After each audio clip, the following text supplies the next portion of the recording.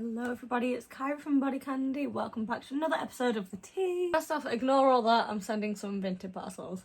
That is a mess. Anyway, on today's episode of The Tea, we'll be talking about slow down for piercing bumps.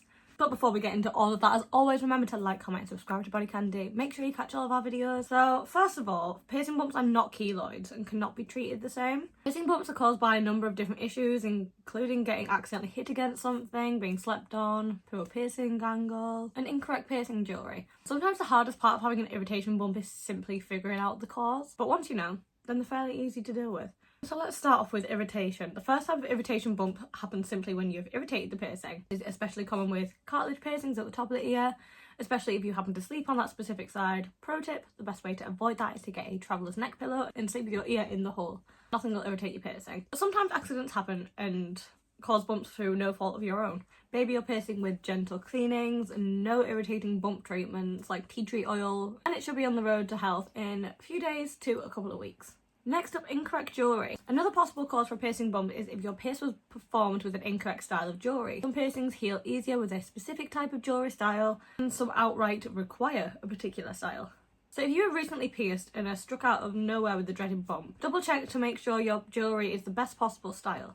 Many cartilage piercings that look great with circular jewellery are best initially performed with straight jewellery such as labrets.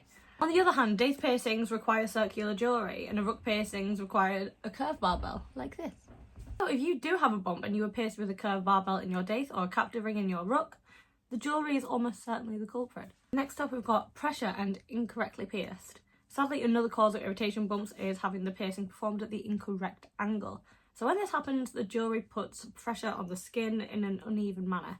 You can try changing the end of the jewellery if the style allows for it to something smaller maybe. However, in many cases, these piercings are just not salvageable and they will have to be removed. But once they are fully healed, you can get them re-pierced, of course. Preferably by a different piercer.